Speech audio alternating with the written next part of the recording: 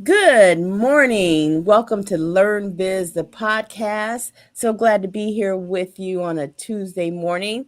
I'm your co host, Lisa Kay, joined by my other half, Miss Sandy B. Good morning, beautiful Sandy B. How you doing Hey, this morning? good morning, Lisa. Good morning. Can you hear me okay? Yes. Perfecto. Well, Sandy, we have quite a few topics, I think, today to talk about. Um, I remember, excuse me about that. I remember the last time we were on that we were going to talk about an article pertaining to flea markets. And one of them was the Opalaka flea market. Remember that? Yep. All right, so I want to start off by talking about their grand opening and just get into a little bit of discussion about the value of flea markets for businesses. So I was supposed to be sharing my screen and I was all set up and then I unset myself up. So let's get back to it. Here we go. Well, this article indicates that there's a grand opening of a newly relocated flea market in the historic city in Miami called Opelika, Florida. So there's a grand opening. It's already happened. This article was from October 15th. And it basically says that they had the grand opening. City officials and business owners were on hand for a ribbon cutting ceremony at the new site of the Opelika Flea Market on Saturday. Vendors were given financial grants to help with their small businesses at the flea market's new location along the 300 block of Northwest 42nd Avenue. In addition, the city waived fees for occupational licenses for 1 year. And there were many shoppers on hand, a lot of people eager about it. You know, this particular flea market had been open for 40 years, 40 years of operation before they had shut down. Yeah, things like that. It's always shocking to me when I hear these types of stories because something that's a staple like the Opalaka flea market that I remember going to not only as a child, but, as I was growing up as a teenager, I would have imagined that this would have been something to be supported and maintained because I feel like it was a hub for many entrepreneurs, in particular immigrants, in particular, Black business owners, in particular, folks that needed a place to get started that wasn't going to break the bank. And I generally say that because, obviously this was a flea market, which for anybody who's ever been to any flea markets, you're usually outdoors. You usually have certain types of goods and categories, and sometimes there's going to be food and other types of entertainment, but at the core it's something that people enjoy going to on the weekends. You Right. get up bright and early on a Saturday or Sunday and you head out with your family, and it's a great time for the whole family. So I think, I don't know why they, I guess, shut down. I don't know what the nuance was behind this story. But when I think about COVID and all the shutdowns, I was like, this is an outdoor flea market. I would have imagined that this could have been something that would remain open even at the heart of COVID. But Mm-hmm. also, I would have imagined that this type of business would have been supported by whatever funds were available, because these are things that, many in many communities turn to for sustenance. Exactly. Exactly. And that's what I love about them too, because it, like you just said, it's a family venue. I mean, the whole family can have fun at a flea market. There's just so much to do, to run around. There's Right. places to eat. There's places to shop. I've seen little ant people selling animals and little rabbits, and you know, it's just so much. So I like a flea market. I think it's good for a small business. I think it's good for a business that cannot afford overhead, at least very high overhead. And I would think that these type of businesses would provide a bit better, financially in terms of uh, a place to put your business.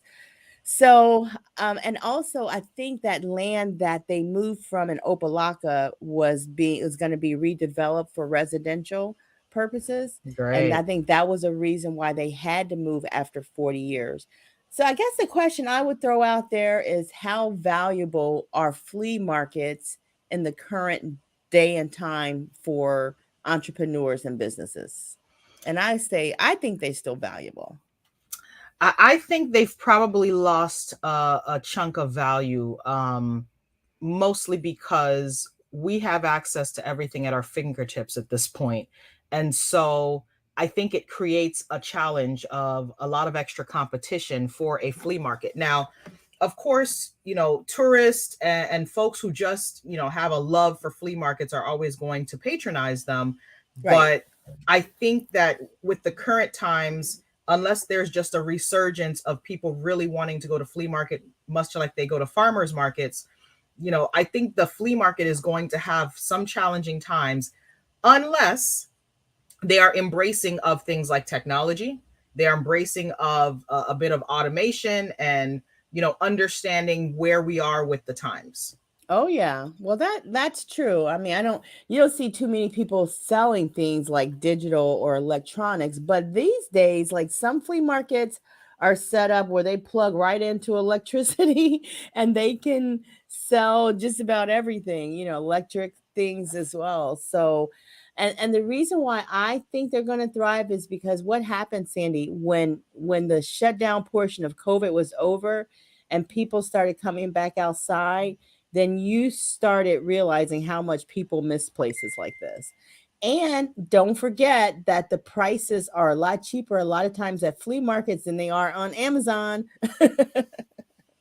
I'm willing to bet the prices have increased more, quite a bit in comparison to what I remember. And the other thing is, thinking about flea markets, cash used to be the primary form of payment. So True. I'm very curious to see how many have, turned to things like Cash App, or even like a PayPal or anything that's like a automatic payment system to make sure that they can get their money, like a Zelle or anything like that. So we'll see.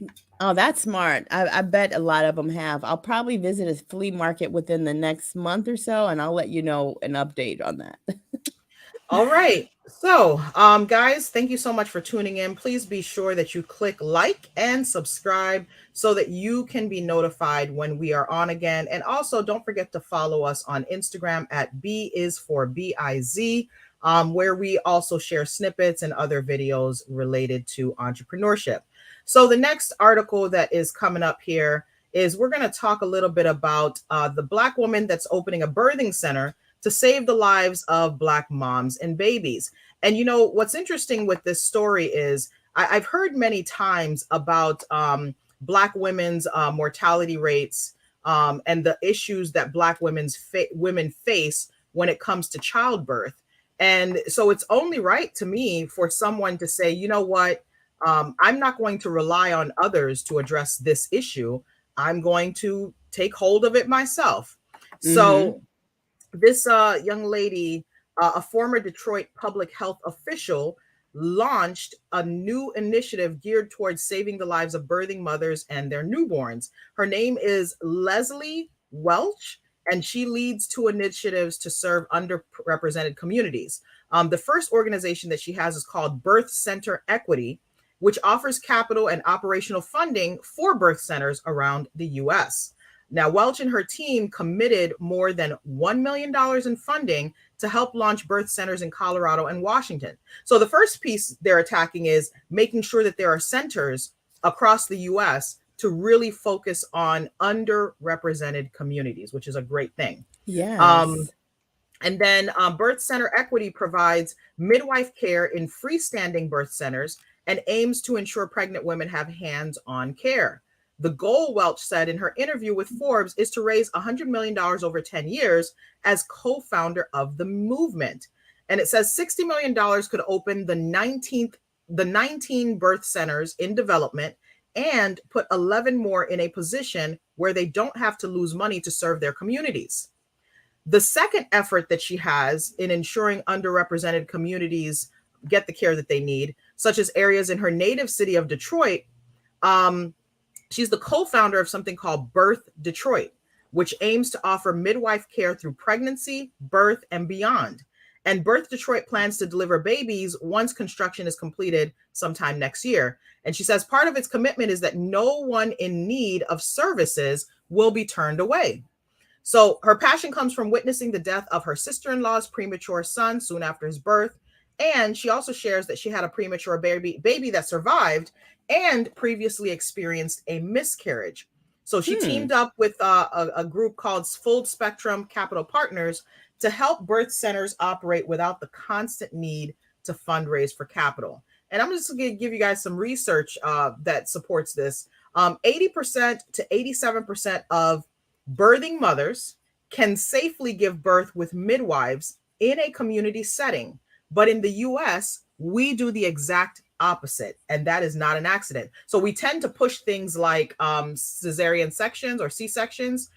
We tend to push, kind of stimulating birth or induced birth. Whereas when you are using something like a midwife, or some kind of birthing coach, they're trying to promote natural childbirth. Right. That's something that's missing from our community very gravely. And why is it that there are so many cesarean C-sections being done on women? Because that actually prevents further birthing, I hear, or makes it much more difficult to have subsequent births once you have C-sections. And I noticed that seems to have been a trend all across the country for years. Well, it's my understanding that the reason that they do C-sections is time.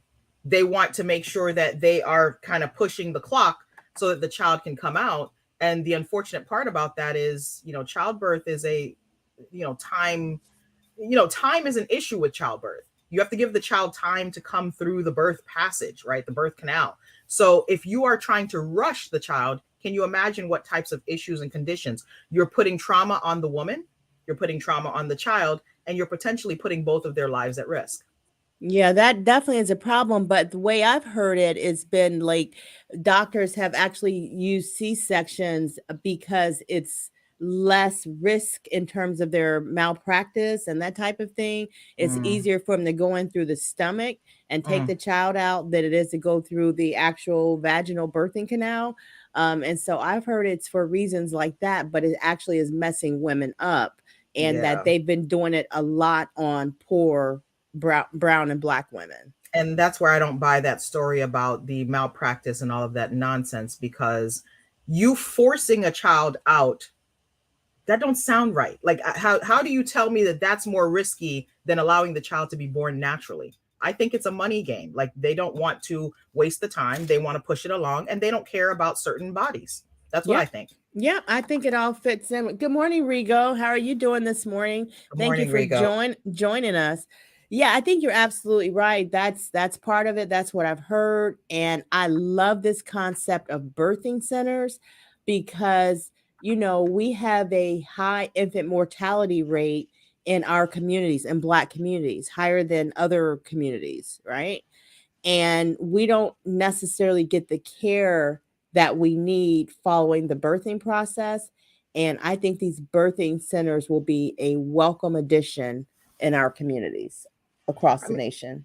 It's just another evidence when it comes to entrepreneurship. A lot of times we think that we have to follow suit with what the status quo is. But as an entrepreneur, many times you can come with something to support your ideas, your positioning, your beliefs, and not allow your community to suffer at the hands of individuals who don't give two rats tails. Like, they just don't care.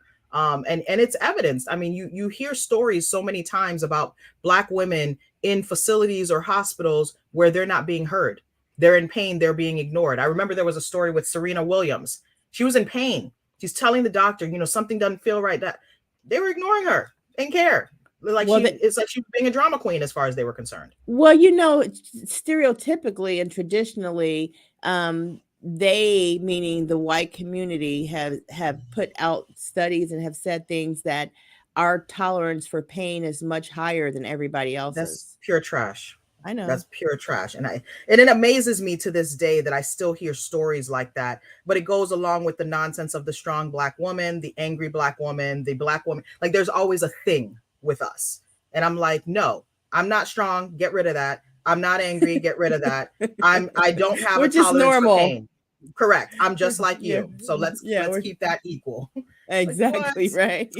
Anyway. I love it. All right, No, back to that's you, real. Lisa. Okay, that's really, really good. So, Sandy, I was thinking that we would talk a little bit about an article I saw about, the deteriorating cities across America, right? Now, the thing is that if you're going to market your business, you want, especially if it's a physical business, you want it to be in a great place, great location. You want everybody to travel to it, or even the place where you live and raise your family. We have to think about how these communities across America are being managed. So, case in point, let me get to share my screen here, and then we're going to bring up this article that deals with America's most miserable cities, and they are ranked as such. So let me scroll down, and while we won't spend a maybe going through the whole list, but there is a long list of cities across America that are becoming more and more miserable.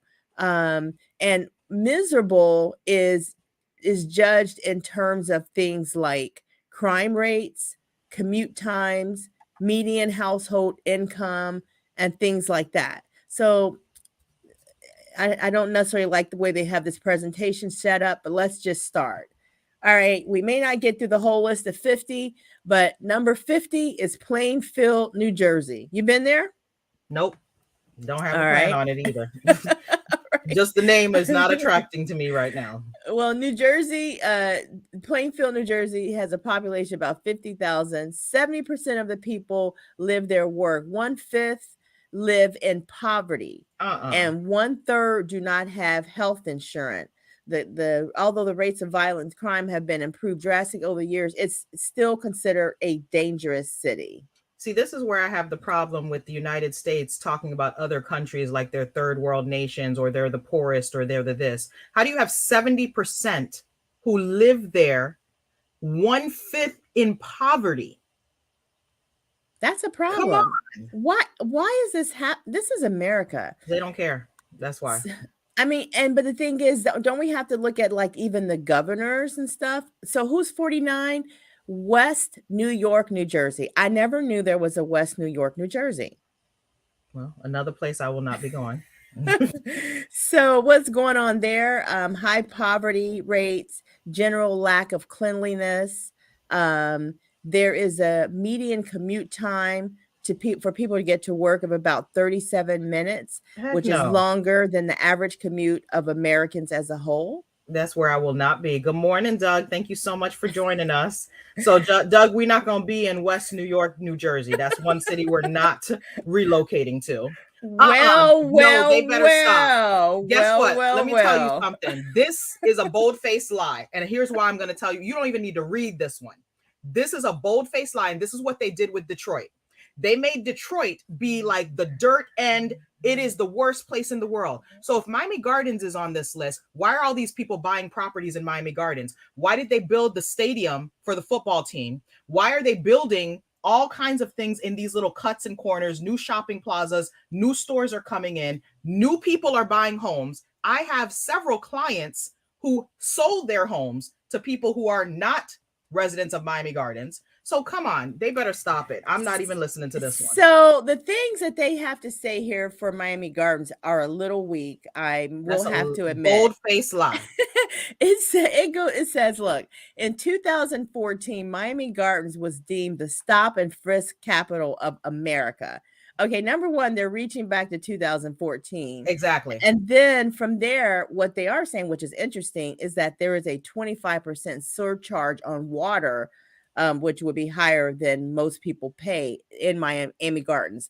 I wasn't aware of that. Is that something you're aware of? Girl, this article right here, if you see Miami Gardens or anything in certain neighborhoods on this list, bold-faced lie. They just want to say what they want to say, but they still buying properties in these areas. Right. And that is not to say that people are not investing, but somehow just because of, crime and that type of thing, I guess, and commute times and low employment are the main reasons these places are making that list. And in this case, that was from 2014 for Miami Gardens. So Whatever. Cleveland's my state's on the list. A city in my state, Cleveland. Cleveland's unfortunate nickname is called Mistake by the Lake. Disrespectful. And they say 35% of the population there lives in poverty. Half of those living in poverty are working nonetheless, but it's also bad because of gun violence. And now, why do you all think it's bad, guys? What do you think are the circumstances that lead us to have these poverty-stricken neighborhoods, poverty-stricken communities? There's always these commonalities that I hate that they don't mention and don't address, because this has to do with government. This has to be with allocation of resources. This has to do with lack of oversight, lack of control, lack of resources. Man, miss me. So, but this is very interesting though, Doug because says Mistake by the Lake. Yeah, I love that one. I do love it. I have to tell you, I do. And look at this. My state is getting slapped this morning. I thought they were going to put another Florida city. Youngstown has been downsizing since 1977, so it's gone downhill. The city lost 3% of its population between 2010 and 2018 because of high poverty rates and horrid air pollution. Youngstown used to be a steel producing community. A lot of the communities, a lot of folks made money in Youngstown and the steel mills and coal and things like that. But now, because those industries are basically gone, Youngstown is going down. Lisa, can you? No, go. Can you say this? What I'm hearing right now is these are places that I should be purchasing real estate because they're going to be gentrified. And why is this city on the list? I told you I couldn't even stop before I kept going to a few cities. I knew this was going to tick you off. I'm so sorry. This city should not even remotely be on the list. There are homes in this city that are going for excess of $1 million. The average home price in this area is in the 400s. Yep, I know. They are building by the miles. They got a new Brightline station coming nearby. They have built brand new shopping plazas. They have more shopping plazas coming, as well as a hotel coming to the city, and new restaurants are being built in the city. This article right here clearly is outdated. Well, this is actually, I think the article, well, I you know what, I will have to go back. I think it's a recent article, but some of the news that they're picking up out of it is a little older. Now, case in point, it's talking about rain and flooding. So, and it's talking about the rising sea level and the problems that could happen eventually is if we keep having rising sea levels, because there are septic tanks in this region, that is going to turn into a gross problem for people eventually if we keep having rising sea level. So I'm going to tell you where this article is inaccurate. The city of North Miami Beach is comprised of different zones. And if we're talking about anything that has to do with rising sea level, we're talking about the east side of North Miami Beach, which is literally borderline Aventura, borderline North Miami. But here's the problem. You can't look at the city as a whole and make this statement without understanding the dynamics of the city, which is mostly inland, not mostly coastal. So what they're talking about, as you can see the high rises in the midst, they're talking about the coastal side, like closer to Surfside, closer to Sunny Isles. They're not talking about North Miami Beach proper. Got you. See, that's why I need you here, because we got to set the record straight.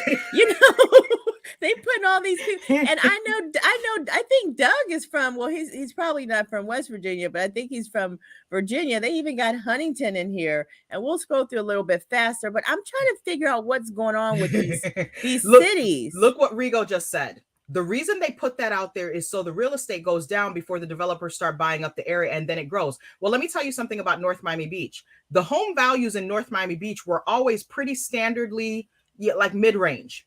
When there was a period of time that there was changes in the city and changes in the leadership and government, there were a lot of things that had dips, and the property values was one of them.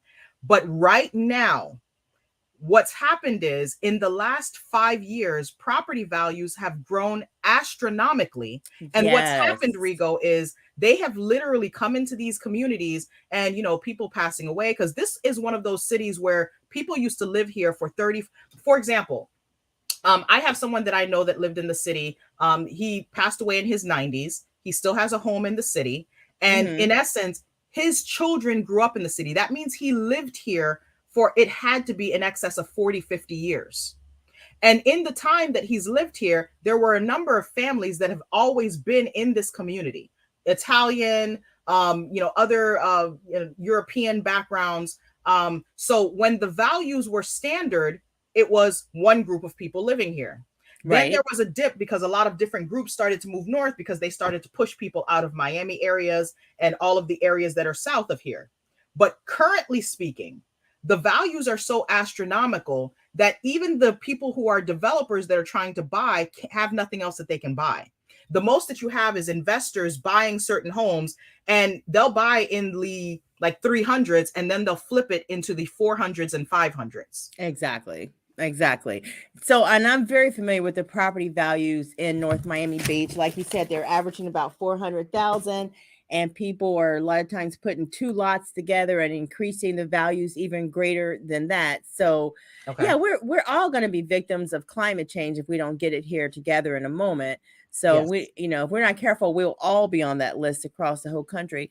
But here's a few more. West Virginia. Oh, go ahead. Doug says he's born and raised in Richmond, Virginia, and he's now in Hampton. So I guess Doug might be able to tell us about this West Virginia listing that we have here. Yeah, Doug, if you know anything that's going on in West Virginia, it's west of you, but I think it's because here it's saying because of the horrific opioid crisis.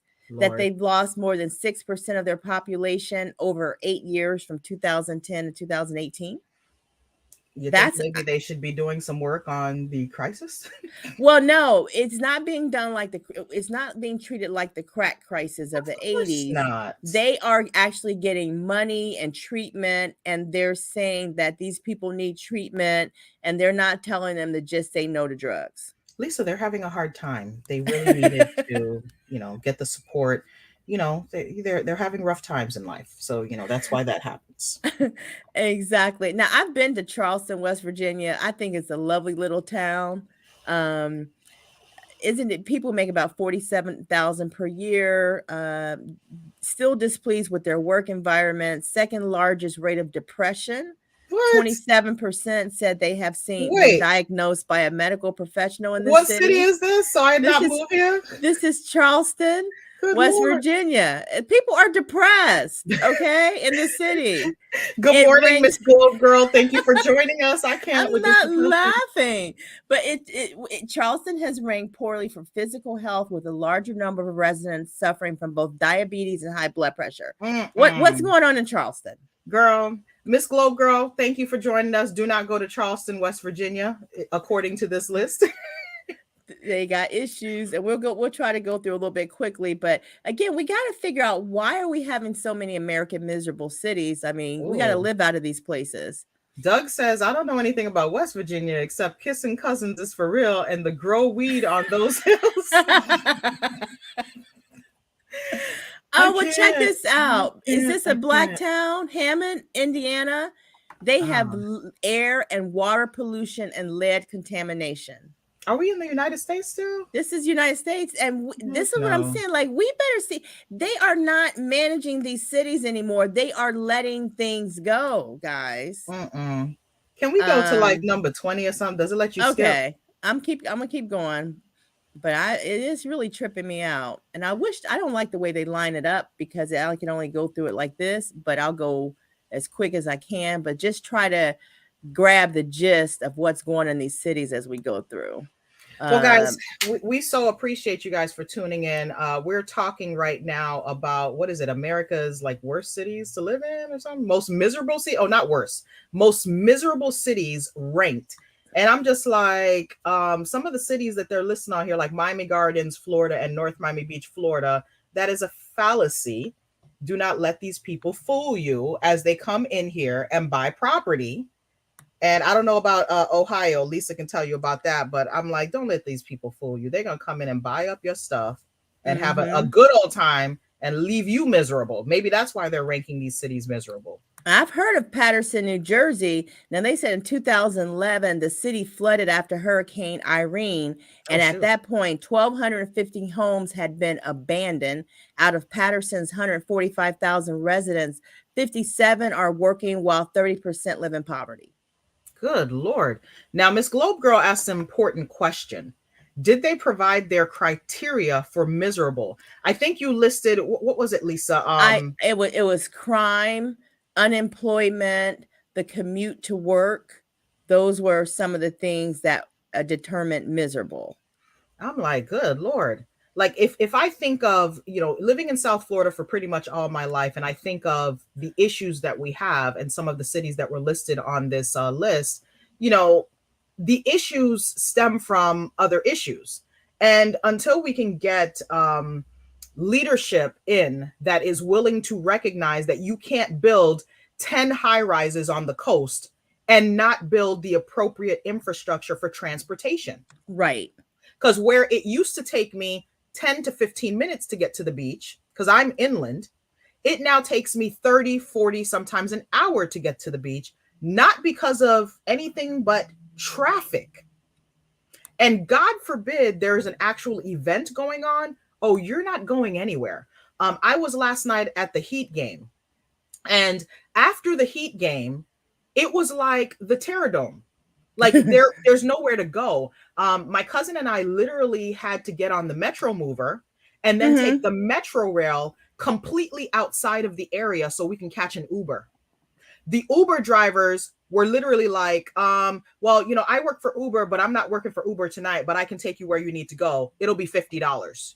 Oh, And you're kidding me. They're doing that? And I was like, $50 where? Parking across the street from the arena is like $45-$50. So if I really wanted to spend that much money, I would have parked across the street and waited the hour to almost hour and a half that it takes to get out of the parking facility. So instead, we Ubered down there, and then we were like, forget this crap. We're going to catch the little mover. We're going to catch the Metro Rail, and we're going to get as far away from Dodge as possible. And then we're going to get down and catch an Uber from somewhere else. And it brought down the price by almost half. So I'm like, oh no, we're not doing that. But how can an Uber like take a ride and say, I'm not doing Uber, but here's Hialeah on there too? Because when you come out of an arena where thousands and thousands of people are trying to find a way, you're going to get desperate and think, maybe I should just pay for this. No, I was like, we're not having that. Thank God we're locals. So we just hopped on our little mover and our Metro Rail, and we found ourselves somewhere completely different, got down and called our Uber at that point. Rigo says people need to wake up and get ready for when all hell breaks out with all these cities on this list. Be prepared than being at sleep. Have a safe room and plenty of food. The interesting part when I see lists like this is these lists, to me, are a bit misleading. Because yes, you can have all of the factors in the negative that some of these lists are referencing, but here's the problem. Let's use Miami Gardens as the example. Miami Gardens issues stem deeply from a lot of mismanagement and stem deeply from a lot of mishandling of things. That's not to say that they don't have a police force that is doing the best that they can. That's not to say they don't have some leaders that are trying to do the best that they can. But there's been a lot of game playing in Miami Gardens. Now, tell me this. When they had the race, what was it, last month or the month before? Where millions of dollars were spent shutting down roads and all kinds of stuff. Did they say Miami Gardens was the most miserable city? Well, no. Millions of dollars were spent on this race, shutting down portions of the city of Miami Gardens. When they have all these games going on, University of Miami Hurricanes, Miami Dolphins, when they have Essence, what is it called? Miami Gardens, whatever, Music Fest. When they have all these events and concerts and Rolling Loud and all these things, do you hear anything about miserable Miami Gardens, or do you hear people having a good old time and enjoying themselves? Well, no, nobody talks about that when you're trying to bring in investment and money and things like that. They just built a whole bunch of new housing in Miami Gardens. Allegedly, it was for young professionals. What young professionals you think are moving over there? You know who's moving over there. Right. It's a whole new congregant of people that you probably haven't even seen in that area before. and it's going to continue as they continue to bring things that are going to basically complement the stadium over there, which, remember, that was all redone recently because they were trying to qualify for the Super Bowl. Right. So once you see them doing those kinds of acts and they're building things like hotels and restaurants and things like that, they're supposed to be building some kind of resort right near the stadium. Well, I'm going to have to stop sharing for now, but you guys get the point that our cities have a lot of issues. And one of the things that I'm really seeing out of this list that's common is a third of the population, at least a third or more of the population, is in poverty. In most of the 50 cities on this list, I would venture to say you're going to see poverty as one of the highest contributing factors to the miserableness of the city. So something is happening in America that a lot of the cities are becoming miserable. The infrastructure is not being taken care of like it's supposed to be. There's lead and water contamination that's happening across America, and people are not employed as they should be. And you know what that opens the door to? What? Influx of gentrification. Moving along. Yes, because that means the property values are depressed, and then the big wigs come in and buy up everything at dirt cheap, just like Rigo was saying. And then basically no one can afford to live there unless you're in the luxury lane. So do you remember the start of Wynwood? Yep. Wynwood was built right in the middle of a working community, right in the middle of depressed housing, right in the middle of, like, Wynwood is what these people would have called a miserable city. And it doesn't even exist. I don't even know where the name Wynwood came from. That's actually Miami. There's no Wynwood. There's no Edgewood or Edgewater or whatever are these cities that they're creating. So it's these things aggravate me, as you guys can tell. So I'm not going to let my let me go ahead and let's talk about some motivation, I guess. Let's get ourselves motivated. We better end on something positive here. So let me actually pull up the article view because this one is not looking good. So what I want to talk about is ways to recession proof your business. Many times, we deal with so many issues and we're trying to, create opportunities for ourselves, but, we don't realize the role that a recession can play in you trying to keep and sustain a business. So this is 4 ways to sustain a recession-proof business. Don't spend the recession chasing shiny objects. Instead, follow these 4 strategies, and you guys will be the judge if you think these 4 strategies are real legit. So being a boss is hard, and I can attest to that. I am sure Lisa can attest to that. We are both entrepreneurs at its core. I've been running my law practice for the last I'm going into year 6 right now. Lisa's got bank of years, so I'm not even gonna touch it. Yes. But being a boss is hard and it can elicit overwhelm and stress daily. That I can attest to as well. This overwhelm is exacerbated when economic instability is looming. So if you're an entrepreneur in good times, you understand the map to success is stitched together with rejection, innovation, and inspiration. So my tenure as a business consultant, so this person is talking about their experience, has given me an eagle-eye view of the fumbles and missteps of emerging talent. Let's peek behind the curtain to see what entrepreneurs' biggest enemies are. So the enemies of entrepreneurship are aligning energies with promises of instant gratification. And this is something that when I see in the social media space, people are kind of touting, I'm driving what is it called? I'm driving that Mercedes truck. You want to be like me, do these things, or, you want to drive a Bugatti and you want to, drive large, live large, millionaire mindset. You want to be a millionaire, you got to do these things. And, I start to think about it and I look at the folks that are listed as millionaires in our country. And that's one thing that I don't really see. There's a level of flash, but there's a level of wealth attached to it.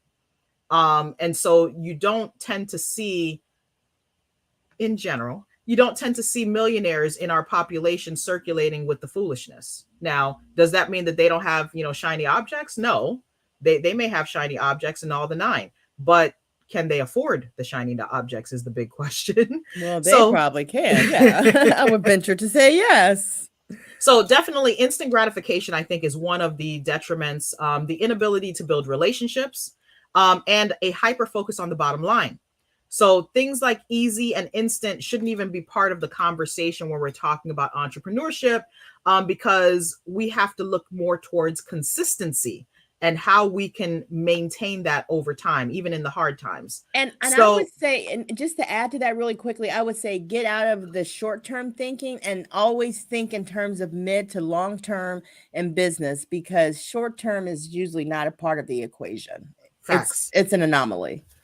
Facts. And they also talk in this article about social media and how sometimes people think TikTok, Instagram, these are their paths to riches and fame. And the thing is, not everybody is going to make money in these platforms. There's a lot of people making money on these platforms, but not everybody is going to. You have folks here on YouTube sharing a lot of information. There are a handful of folks that are really, really doing well in this space, but there are a lot of other people that are really just trying to get it going, and trying to maintain and find their place. So I think it's important to know, what you need to be aiming for. So let's start with the first one. Flexibility is the key to being recession proof.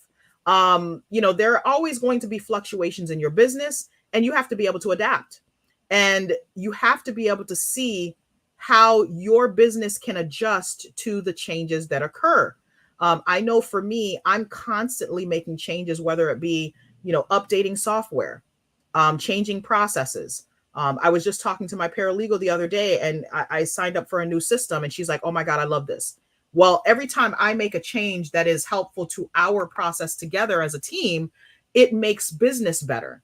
Yes. And then I can have less stress over, some of the trivial things and focus more on some of the larger scale items. And can I say that ego has nothing to do with adaptability? The fact that you Facts. have to change and that that means nothing to ego. You just do what is needed for the business. Is that right, Sandy? Facts. You That's have it. to take yourself out of the equation. Yeah. Many times the reason entrepreneurs struggle with trying to kind of adapt to changes is because they think, "Oh, well, it's all about me." No, it's not about It's you. It's not. about you accomplishing the goals that you've established for yourself.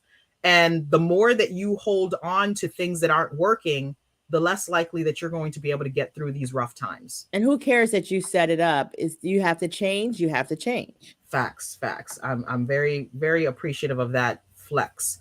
Let's talk about asking for help. This was a very hard thing for me early on.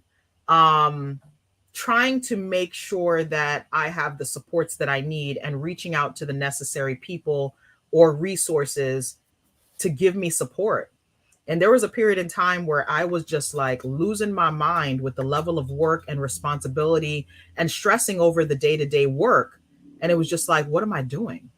Like, this is not going to help me grow or change or anything. And I had to really take a step back and say, okay, I need to start putting some things in place to make sure that I'm doing better, not more stressed and more frustrated. I love that part. And the big thing with entrepreneurs is don't let your ego stop you from asking for help. Because otherwise, I've been there before. You'll feel like you're on an island.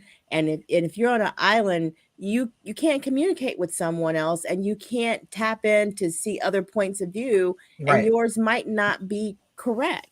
So don't be afraid to reach out, as Sandy is saying. Absolute. And this article is talking about, having a coach and things like that. Now, please be mindful when we say have a coach, everybody's version of what that looks like may be a bit different. You may not be able to afford to pay somebody thousands of dollars to help you with something, but you have services like Score. Some people find help with that, some people don't.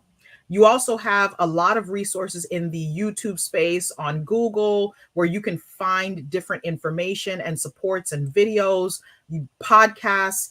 There are a lot of resources that can help. But the other thing is talking to the people that you know. Lisa and I are very good with talking to each other about, man, you know what? I don't really understand how to do this. Do you kind of know how to work this out? Or I'm having a problem with this case. Here's the situation. What do you think I should do? I will ask a question. I will All day ask a long, I will question ask a all day question. long. And I was known in school. They said, "Oh boy, there goes Lisa. There's another question." Because somebody told me early on that the only stupid question is the one that's not asked. Hey, I'm going to set that as our moving point. So join a community. Now, joining a community looks like different things. Early on in my career as an attorney, I found the need to associate myself with everything under the sun. I was in every group, networking event, function. And then I was started looking around like, what am I doing? Like, I enjoyed the fruits of all of those things. And I met a lot of people in the process, which still sustain me today. But I can't be everywhere.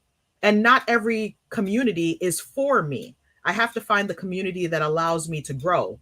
Right now, I'm really not a part of any groups. I have a mastermind group that we meet weekly.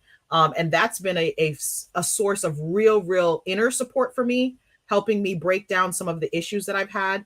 Mhm. And I was also part of a women's group. It was kind of like a coaching group for about a year. And that helped me make a lot of changes to my firm, in structure, in trying to automate, in trying to outsource, because I found myself trying to be the one woman show.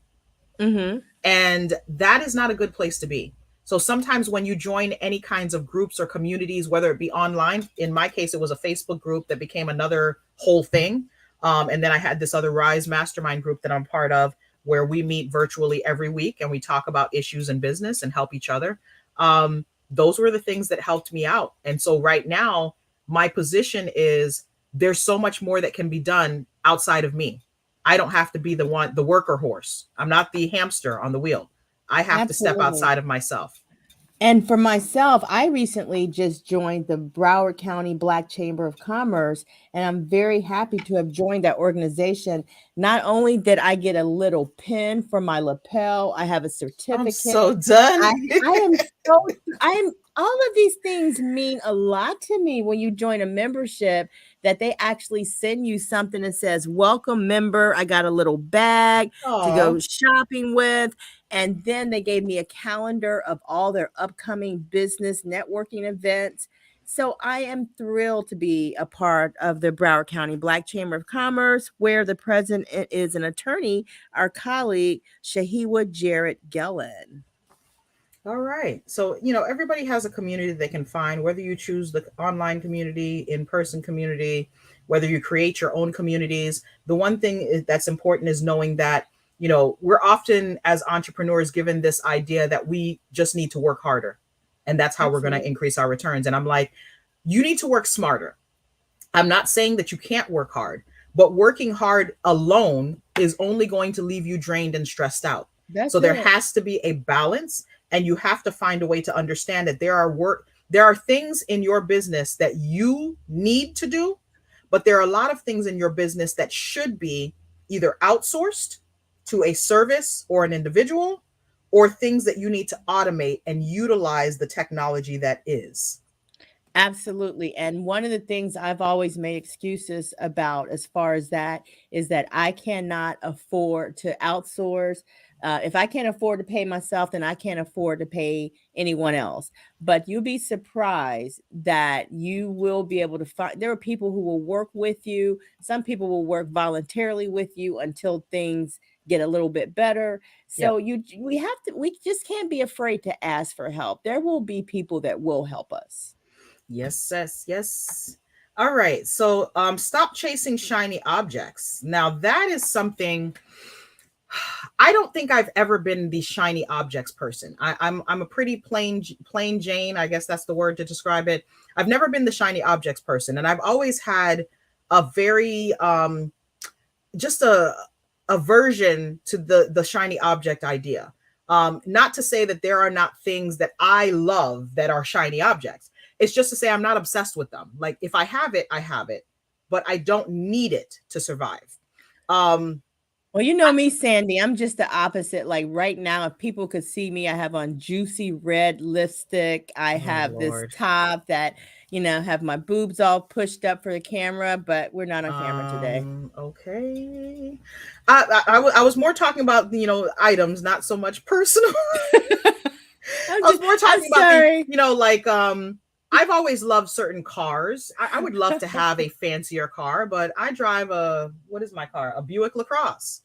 It's shiny sometimes. I've always loved jewelry, but I'm not one, I wear a lot of silver jewelry. That's just my thing. Now, I do see that there is room to invest in things like jewelry, like gold. But it's not a heavy focus for me. You know what? Rigo says, "LOL." Really? Really? Now let me got tell Miss you where. Globe Girl over here laughing. That's a hot mess. Let me tell you where I'm coming from, though, because Sandy. Now you know, even when we're on camera, it's a struggle for us to look like we have a full load of makeup on. You know it. Well, you already know my philosophy, because if you guys, I'm gonna give you a decent brow, and I may put on some beauty balm or something, like a moisturizer that's tinted, but that's about the wrap that you're gonna get from me. I can't do the beat face. Like, I rather beat myself than beat my face. You know, so that's why I was actually being sarcastic and funny, but I'm All right. sorry. Well, Doug got his popcorn out, and he's like, "What up? Let's see what's going on. Where's the film at? Where's the camera?" Look, guys, we decided that we were going to test out just doing the audio, because there's a lot of times we get up early in the morning and we really want to do this thing, and it's like, you know what? Let's just do the thing, and we'll come back to you guys with some visuals. Yeah. But Lisa's like, I'm like, look, girlfriend, this is not the morning. This is not that morning. Okay. Look, so I mean, overall, I would say, the one thing that I feel with entrepreneurship is a lot of the influencers in this realm that talk about entrepreneurship, everything is shiny objects. And the unfortunate part about that is it gives us, as new entrepreneurs or, emerging entrepreneurs, a really false sense of what it means to be successful as an entrepreneur. Because what you don't recognize is, and I'm going to tell you guys a brief story. I went to a networking event one time that a friend of mine invited me to, and it was just a whole group of us meeting at this little strip mall restaurant.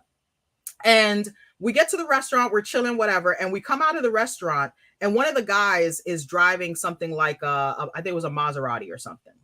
And I just looked over and I was like, so he was wearing a suit, he was driving this little Maserati, and I'm like, we're in a strip mall restaurant. We're in not a strip club. We're in a strip mall restaurant, number one. Number two, if you are balling out the way that you are trying to portray, wouldn't you just send your assistant? Why are you here? So, you get this imagery, and one of my friends was like, girl, do not pay attention to that fool. He bought that sucker. You know how they buy these cars at like auctions and stuff like that, fix them up or whatever. And I was just looking like, what's that all for? I don't know, but I know some of these folks, they rent cars for the day like that too. Oh, facts. Oh, that's ultimate facts. And I'm just like, I get it, but I don't. Because I think that if you are successful, your work will speak for itself. So the shiny objects don't define your success. The work defines your success. For example, are you able to leave your business and your business still operate? Are you able to live have a quality of life where you can afford not only your expenses, but afford to take care of yourself? Are you in good health? Do you exercise? Nice teeth? Right. Do you keep yourself up? Those to me are more signs of success, because if you're making money, people will know you're making money. I'll give you an example, Lisa, when we went to that event at the Breakers in Palm Beach. Mm-hmm. The Breakers Palm Beach, their nightly room rates are in excess of like $1,200 a night. Oh, yeah. Now, we happen to go because we're going for our lawyers, conference or whatnot. So we get a super reduced rate. But the nightly rates at the Breakers in Palm Beach are in excess of like $1,200 a night. Now, when we were there, we saw some people that were the $1,200 a night. I can pay for it, because they were rolling up in all kinds of stuff. Oh, and you can sense the wealth in the room, because it's effortless. It's effortless. But the rest of us, we're like, oh no, we're not about to spend $50 on this darn burger and fries. No. Yeah, and I stood there like, I belong here. I am here. I belong there, but I'm not about to pretend and spend and let it rain at the darn bar. I was like, oh, we're going to have a drink that's like $20. Oh, right. That's about all we drinking. Y'all got some peanuts? Right. You got some free stuff that I can snack on? Because I'm not going to perpetrate. Like, right. I'll eat a good meal. I think when we were there, so we spent about 3 days there. I think I had maybe a good meal each day. But I didn't splurge and go crazy, because I was like, we could have easily spent $50 to $100 on each meal there. But can I tell you, though, I honestly have never paid $35 for a hamburger before. Like, that was crazy, right? I'm not gonna lie, like that was my first time ever spending $35 for a hamburger. Girl, girl. Anyway, so needless to say, we both have been at this entrepreneurship thing for some time. Our objective in setting up Learn Biz the podcast was really to help you learn from our experiences in business, and also share some things that we find in the social media space and important articles that will help you grow. Because ultimately speaking, the way that you are going to grow your business is you have to learn how to maneuver. You have to learn how to adapt. You have to learn how to sustain a business that is beyond yourself. All right. Absolutely. Absolutely. And we can get to those things. And as you can see from just looking across this country of all the miserable cities that are out there, people need to work. So if you need people to work, there are tons of people that are unemployed across the American cities. Yep. So take a look at that. We have to put that list in the description, but we do. I say these are hubs for purchasing real estate. These must be hubs for going through some different things. Yeah, get them before they get them, huh? Rigo says that $35 cow that was a little expensive for just a little slab of that cow. That's a little expensive. I think that was just the paw. Dang, we should have brought Rigo with us. Rigo would have hung with us. That's right. That's right. We could split that sucker 3 ways. Oh, shoot. All right, guys. So we thank you so much for joining us for these early morning shenanigans here at Learn Biz, the podcast. Thank you so much for your comments. Miss Globe Girl says that's the vegan cow. That's the vegan cow? Well, dang on it. I can't think it. As I think back to that weekend, it was just like we would be sitting down. I remember one night we went to eat. I think you were with me, Lisa. We went to eat, and it was like the 3 of us, and we were looking at the bill like, hell to the nah. It's just 3 of us. We didn't even have no drinks.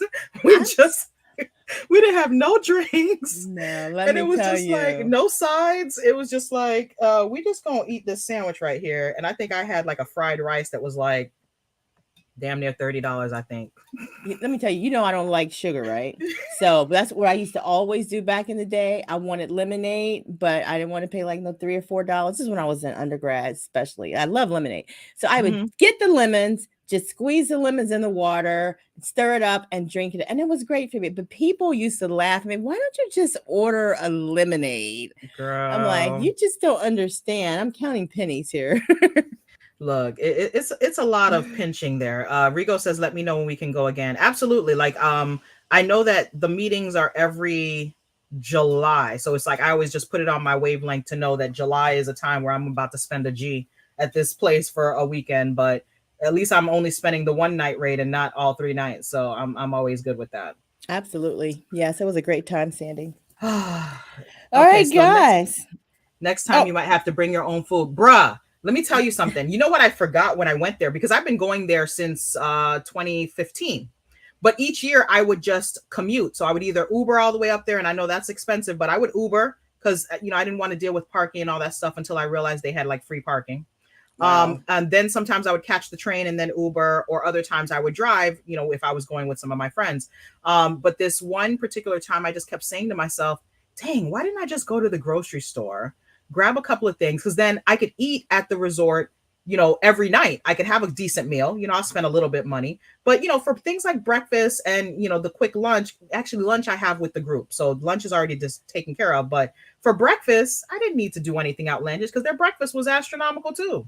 Right. I mean, and that's the thing. For some reason, like normally I could skip breakfast, but a place like that, I don't know, every morning I was hungry. Yeah. And I'm like, why am I so hungry? Is it because the breakfasts all start with $40? I don't know, right. But well, I found a different spot. When I went, remember I stayed an extra day. So that morning when I was checking out, there is the spot. You remember where all of the little stores and shops were on that one side? Mm-hmm. There's a little tucked away restaurant that's like a bookstore and like the Good News Cafe or something back there. Yeah, they actually have sandwiches for like, I think it's like $8 or something, which is way decent. Less than the other spots at the resort. So I was like, okay, that's where I'm going to grab my stuff the next time I go. And I'm going to bring my own snacks for the room. and my own little drinks and stuff. So Oh, great. anyway, That's like the prices in most miserable cities. That's great. facts. So guys, thank you for joining us for our shenanigans. You know, we can go at it, and this has been almost a darn hour. But we Yeah. appreciate you guys so much for tuning in. You know, we have some stuff coming up with Learn Biz, and we're hoping to do some mix-ups with all of our old videos. So stay tuned. We have some things in the works, guys, and we're hoping to build up our numbers because we got to get monetized. I don't know what's going on, but we got to get back into our rhythm and get ourselves monetized so we can start doing some upper level things So and if doing you some guys meetups and stuff. Yeah, and so if you guys have some suggestions as to how you think that we can do better marketing and grow our numbers, let us know because we're not experts, but we're out here in this space just trying to be of service. But we definitely want to increase our reach. So if you have some ideas, feel free to. What's a good way to reach us for that, Sandy? I think that people can, you know, DM us on Instagram at BS4Biz. Let me take the ticker off so that you can see our email if you ever want to send us an email with any information that you have about how we can kind of give ourselves a boost. I know going on to other YouTube platforms helps a lot because when we went on Suzette Speaks, shout out to Suzette Speaks, that helped a lot. Yes. And we also went on, I think we did something else with somebody else. I forgot who.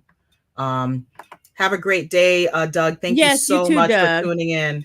Appreciate you. Um, yeah, I don't remember who else's platform, but let's go ahead and close out. Thank you guys so much. Learn Biz the Podcast. Click subscribe, click like, share this video, and we'll catch you guys again soon.